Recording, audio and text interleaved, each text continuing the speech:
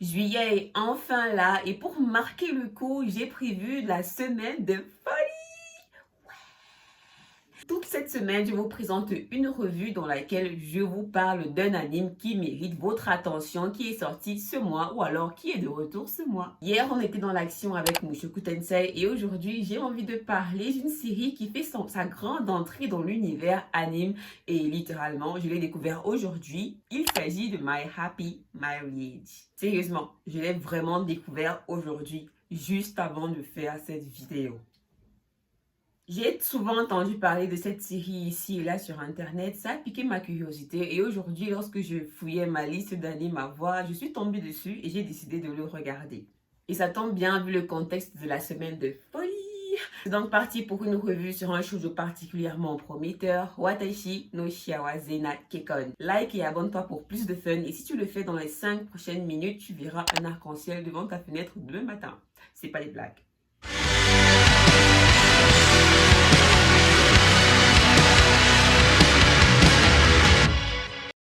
Watashi no Shiawase na Kekkon, c'est une série qui raconte l'histoire d'une jeune femme, Saki, qui est très travailleuse et qui a tout pour elle, sauf la capacité de dire « allez vous faire cuire un œuf ».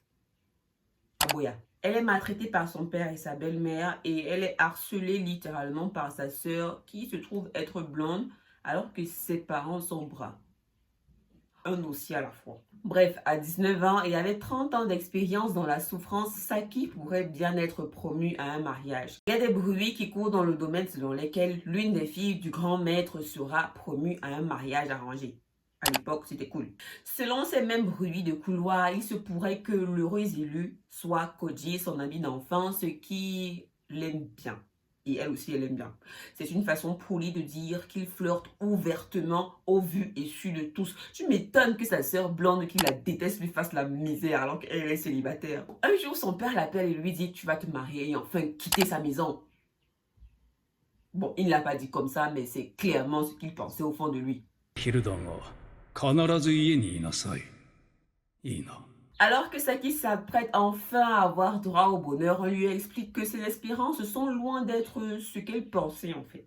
Parce qu'en réalité, elle n'allait pas se marier avec Koji. Lui, il devait se marier, mais il devait se marier avec la blonde, la seule blonde de la salle là. C'est avec elle qu'il devait se marier.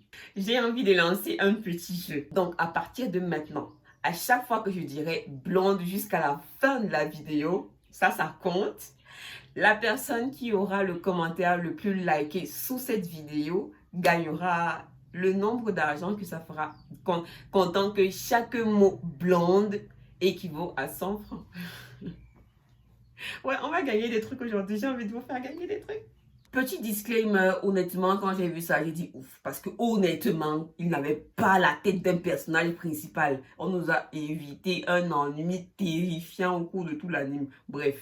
Pourtant, Saki était bien promu à un mariage. Son prétendant n'était autre que Kudo, le chef de la famille Kudo, Kyoya Kudo, et qui semble pour nous tous être un meilleur parti. Le problème avec celui-ci, c'est qu'on raconte partout qu'il fait fuir toutes ses compagnes parce que ce n'est pas la première fois qu'il se marie. Au bout de quelques semaines, pourquoi? On le découvrira certainement plus tard. La nouvelle vie de Saki commence alors et on espère que celle-ci pourra trouver le bonheur dans sa nouvelle famille, dans sa nouvelle maison et qu'un jour elle pourra tenir tête à la blonde qui...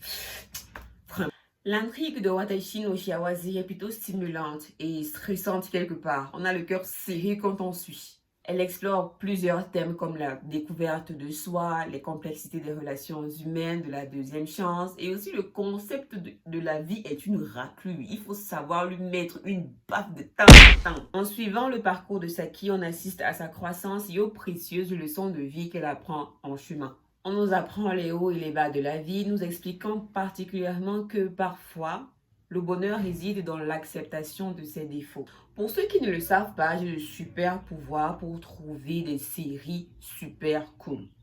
Ouais. Et mon appréciation est la suivante. De base, avec ce que j'ai vu aujourd'hui, je pense que c'est une série qui est porteuse. En fait, cette série m'intrigue. Je me pose plein de questions. Je me demande par exemple pourquoi est-ce que son père la déteste. Parce qu'on sait qu'avant l'arrivée de sa belle-mère, son père l'aimait beaucoup.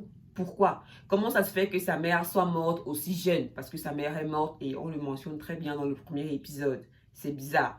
Et là, une autre question encore qui me taraude un tout petit peu dans l'esprit, je veux comprendre les véritables motivations de sa sœur parce que la meuf, elle est vraiment aigrie. En un épisode, j'ai déterminé l'aigreur de ce personnage.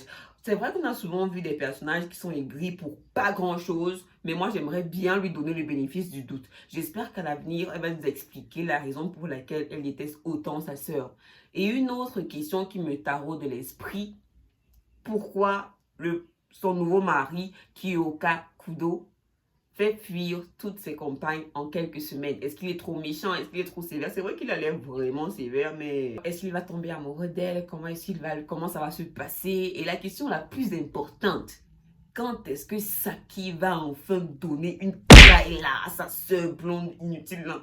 Tant de questions qui nous viennent à l'esprit et ce n'est pas juste parce que je ne me vois pas attendre jusqu'à la semaine prochaine pour voir la suite de cette série. Si ça ne tenait que moi, j'irais lire le manga, mais je m'y refuse parce que l'animation est tout bonnement incroyable et j'ai envie de profiter clairement de cette animation. L'histoire se déroule dans une des ères anciennes, Edo, Meiji, tout ça. On n'a pas précisé, mais on sent que c'était en l'an depuis, quand le monde était encore en noir et blanc.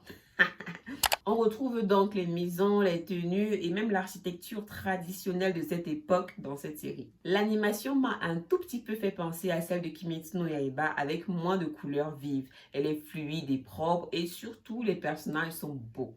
Sauf Koji, il est banal. On n'aime pas les personnages banals. La narration elle-même, elle est belle, quoique peu longiligne sur certains bords. Parlant de narration, je trouve que pour l'instant, le personnage avec la plus mauvaise narration à mes yeux, écriture à mes yeux, c'est Saki. Je déteste littéralement les personnages dans son genre. Les help me please, I wanna die. Je peux comprendre qu'à 19 ans, elle soit triste parce qu'elle a ses 30 ans d'expérience dans la souffrance et tout ça. Mais gars, la meuf exagère. En fait, c'est le type de personnage typique que je déteste. La meuf qui est décidée à souffrir et qui semble même d'une certaine manière aimer la souffrance là parce qu'elle ne fait littéralement rien pour se sortir de ce pétrin. J'aurais fugué depuis, j'aurais mis une traille à la blonde, à sa mère, pas mon père, mais j'aurais mis une traille à la blonde, à sa mère avant de fuir. Mieux vaut être à l'extérieur qu'en prison et martyrisée. Parce qu'à l'extérieur, peut-être même qu'elle aurait rencontré, elle aurait épousé son Kujo, le Cody qui est inutile lui-même là. Peut-être, on ne sait pas. Dans l'épisode 1, elle dit « Je me suis résignée à la souffrance, je n'attends plus rien de mieux et machin. » Et voilà pas. Elle méritait même son Cody là, parce que vraiment ensemble, ils allaient faire la paix dans la banalité. Mais bon, on a voulu nous donner un anime potable. Merci, allons-y. J'espère juste qu'elle ne va pas aller faire le plantain pourri avec Kudo de l'autre côté. Parce que vraiment, on ne va pas s'en sortir. C'est-à-dire que même sa tête, j'ai envie de prendre la secouer comme ça.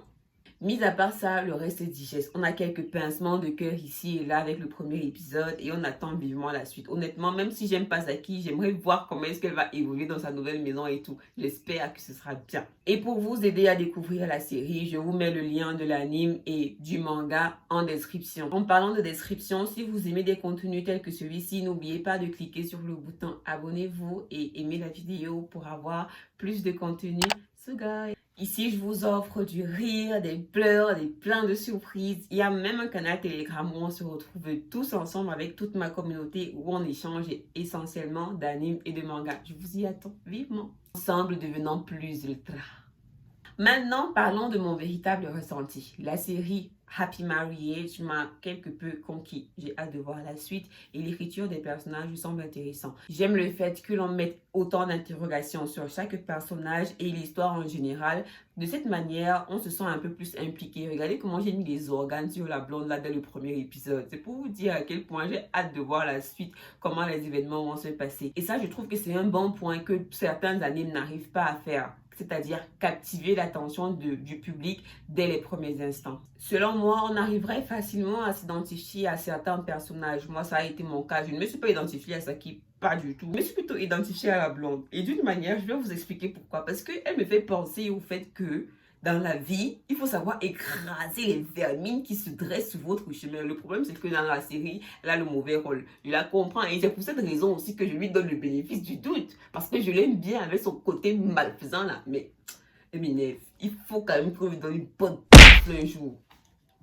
Si ça qui ne me donne pas une balle, je viens de péter un câble. Je donne le bénéfice à la fille là. On n'a pas intérêt à nous faire une saison 2. Voilà ce qu'il dit d'abord. C'est vrai que la série est quelque peu prévisible. Enfin, moi, je me suis déjà fait une idée de ce qui pourrait arriver par la suite. Je vais mettre les pronostics et vous me direz si vous êtes d'accord avec moi. Laissons les théories en commentaire. Je veux voir vos théories en commentaire. Elle va aller dans la nouvelle famille. Elle va être douce là-bas, elle va rendre tout le monde heureux grâce à sa douceur. L'autre va finir par tomber amoureux d'elle. Et puis elle va revenir. Un jour, il y aura une réunion de famille. Retenez bien ça. Il y aura une réunion de famille avec son ancienne famille. Et puis la blonde va voir que son nouveau mari est plus beau que son mari. Elle va vouloir faire des crasses. Mais son mari va la remettre à sa place. Et nanani, et nanana. Ils vécurent heureux. Et machin, machin. C'est ma théorie. On place les paris. Vous allez voir que ça va se passer comme ça. Et si ça ne se passe pas comme ça, je serai heureuse parce que on m'aura surprise. La série nous rappelle la beauté de l'acceptation des imperfections de la vie. Et nous apprend aussi à chérir les liens que nous créons tout au long de notre parcours sur cette terre. Moi, j'ai rencontré plein de gens depuis que j'ai créé ce compte et c'est beau. Si vous recherchez donc un anime émouvant et introspectif, je vous recommande vivement de regarder Watashi no Shiawase na Kekkon. Si vous aimez les shoujo tout comme moi, vous n'allez qu'aimer. Partagez en commentaire ce que vous avez pensé, si vous avez vu la série ou alors si vous comptez la regarder. Moi, je vous dis à demain pour une nouvelle revue de cette semaine de folie. D'ici là, portez-vous bien, mon des gens. Bye!